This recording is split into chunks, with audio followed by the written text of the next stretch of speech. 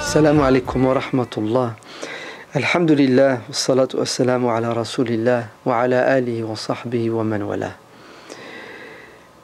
Un jour, en présence du prophète sallallahu alayhi wa sallam, ses compagnons discutèrent et mettèrent en évidence le peu de piété d'une femme qui se contentait des actes obligatoires.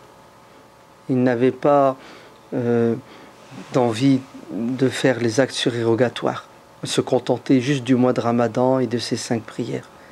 Et le prophète sallallahu alayhi wa sallam va réagir en disant: que pensent les voisins de cette femme? Et ils dirent à l'unanimité que tout le monde l'aime et tout le monde l'apprécie. Et le prophète sallallahu alayhi wa sallam va commenter en disant: cette femme ira au paradis. Ainsi, la piété en islam ne se résume pas à des actes rituels qui nous rapprochent de Dieu. Mais la piété, c'est surtout et avant tout des actes qui ont une dimension spirituelle et sociale.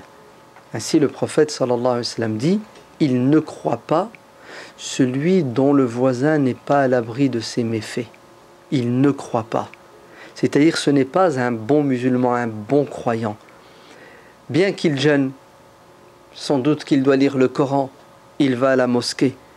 Mais regardez où se trouve le curseur en islam. Toutes ces bonnes actions qu'il fait ne lui seront d'aucune utilité le jour de la résurrection, parce qu'elles vont être annulées par les péchés qu'il commet dans la société. Et le péché des péchés dans la société, c'est de faire du mal à son prochain. Le prophète Mohammed sallallahu alayhi wa sallam dit: vous ne serez de véritables croyants que si et seulement si vous aimez pour votre prochain ce que vous aimez pour vous-même. Et dans une autre parole, il dit: le meilleur parmi vous, c'est celui que les gens côtoient car il a un bon comportement. Et le pire parmi vous, c'est celui que les gens évitent à cause de son mauvais comportement.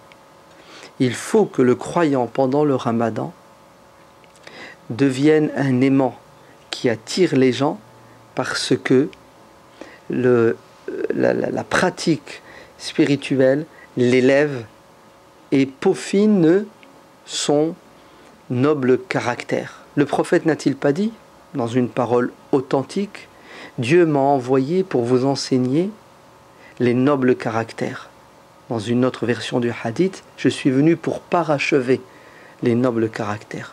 C'est-à-dire, le message de l'islam, c'est d'éduquer les gens pour qu'ils se comportent de la meilleure façon avec leurs prochains. Dieu dit dans le Coran: وَقُولُوا لِلنَّاسِ حُسْنًا, et dites le bien aux gens, faites le bien.